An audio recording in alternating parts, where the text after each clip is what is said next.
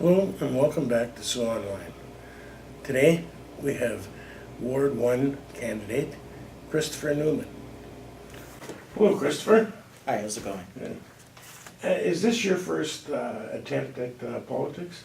Yes, it is. Would you like to tell people something about yourself? Yeah, I'm basically a longtime resident of Sault Ste. Marie. I've lived here 33 years. I lived outside of Sault Ste. Marie for 3 years attending school. I also went to Algoma University and Sault College locally. So I'm very familiar with the local education that we have, and I'm looking forward to getting involved with engaging more in the community. I thought this was an opportunity to do that, and I'm concerned about the issues that affect the residents in Ward 1. There's a number of issues that I feel that they're not being adequately represented. Well, let's start with the major issue. In your opening statement in the Ward 1 debate, you outlined what you think is important to make this city move forward. Ward 1 has been experiencing a problem for quite a while, a water problem. Don't you think that this is an issue that should be a priority? It definitely is a priority. The main concern I have going back a long time, as this has been an issue that the current incumbents have had an opportunity to deal with, and has dragged on for a very long time, and the conditions are unacceptable. Yeah, it is a priority. The bigger problems isn't specifically so much, the water is a huge problem, but it's really part of a bigger problem. And that's with respect to having leadership and good governance at City Hall. Mm-hmm. Okay, sticking with the PUC, what should they do to remedy the situation with the water, though? Well, they say right now that they've carried out some plan that they think will result, and the incumbents have said they think will resolve the issues. Now, we don't know that at this point, and I think the bigger course of action right now is monitoring the current plan and whether it works or not, but coming back with December with hopefully 2 new candidates, 2 new representatives for the public, to put in place the proper practice and procedures in dealing with the Public Utilities Commission. I think we need to pull back the reins a little bit. Perhaps we need a better governance structure for the Public Utilities Commission, because it is not working out, and we don't want any further problems, any major problems with respect to public utilities. Mm-hmm. Speaking of the incumbent, they went through the first 3 3/4 years with being silent about the PUC problem, and then they came out with that open letter to the PUC.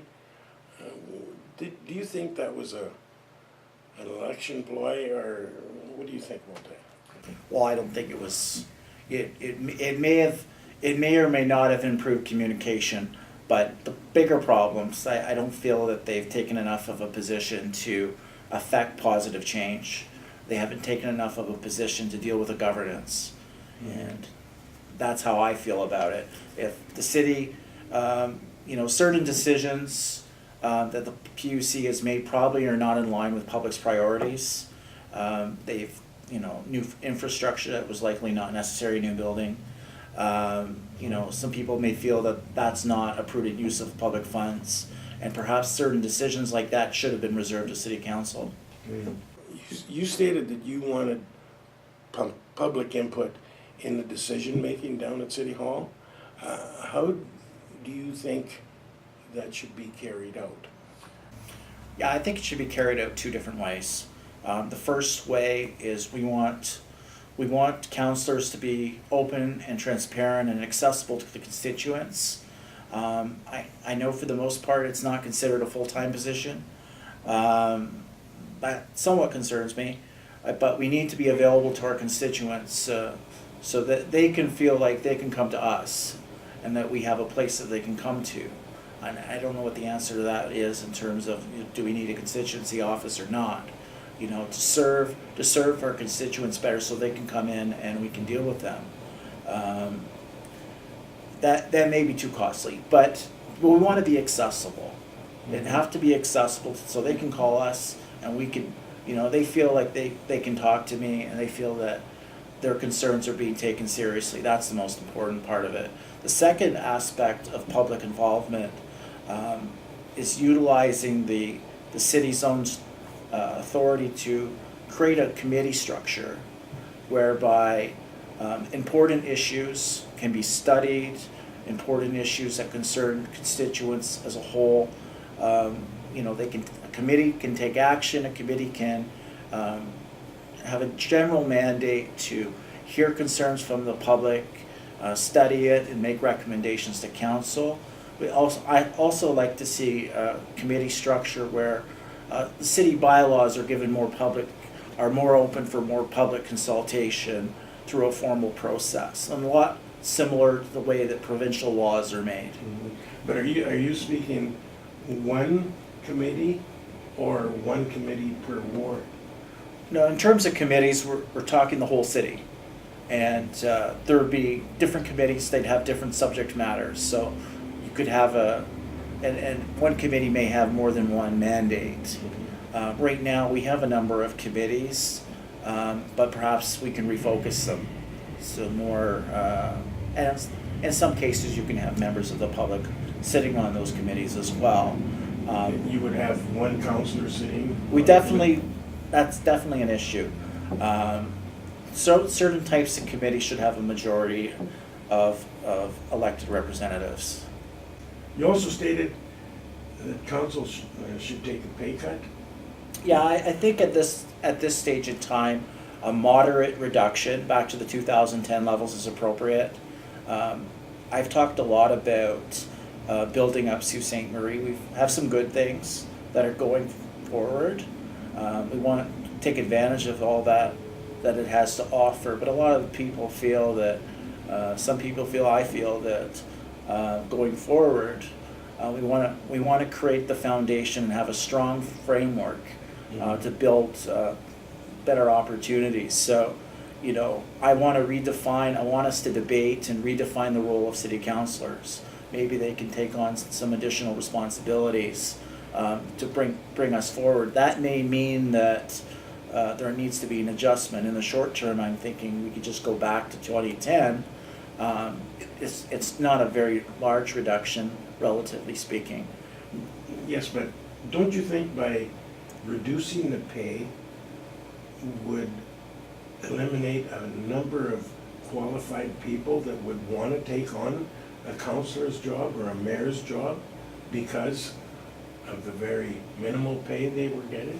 Well, if those are concerns, then they're not going to change one way or the other. It's going to be a small change. If it's implemented, it would apply to the city for the next 4 years, and then there'd be a plan in place going forward after that, depending on whether the role of councillor is somewhat changed. So, as I've indicated, I'd like to see greater responsibilities. You mentioned when we first started that there was a lot of issues for Ward 1, and we talked about the water. Can you mention a few others that you think are problems for Ward 1, or maybe the whole city, if that's what you were talking about? Yeah, I think other issues of concern, of course, economic development is important. That's a difficult one because the city hasn't articulated a plan to precisely guide us on how they'd like to go forward. It's certainly we have an economic development corporation, which is fine, and they do a lot of work, and we need to look at how they're progressing. I think as a new council, there's always an opportunity to study how things are being done right now, so that we can go forward, because we want to bring jobs to Sault Ste. Marie. We want to bring investment and support our local economy. Okay, staying with the EDC, from its inception to the present time, the city has given them $45 million approximately. Do you think that we have gotten a good return for that $45 million with what the EDC has brought to the Sioux or has done for the Sioux? Yeah, that's always a difficult one. I think a lot of the funds might be considered like seed money. I mean, the corporation doesn't seem to have too much strings attached to it as far as I can tell. It does have a lot of people involved in that organization. They do spend money on salaries, and are we getting a bang for our buck? That's a very good question. My concern would be, and it's been raised in the campaign by other candidates and other races, that public spending, there needs to be an understanding of what the funds are going to accomplish.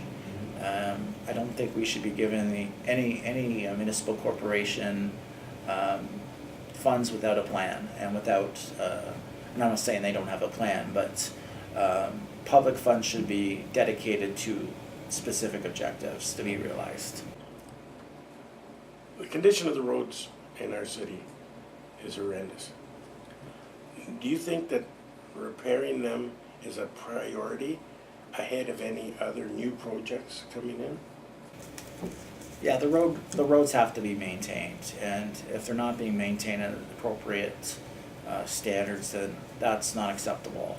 So, you know, we have some basic utilities and some basic road maintenance, things like that just have to be, that's sort of a, you know, as a city we have to have roads so that we can get to where we gotta go, and they gotta be in good repair, otherwise the city in turn can be at fault for liability if there's injuries, or the roads have to be safe. Yeah, the reason I ask that is because the city has taken on the widening of Second Line East and ignored the condition of our roads.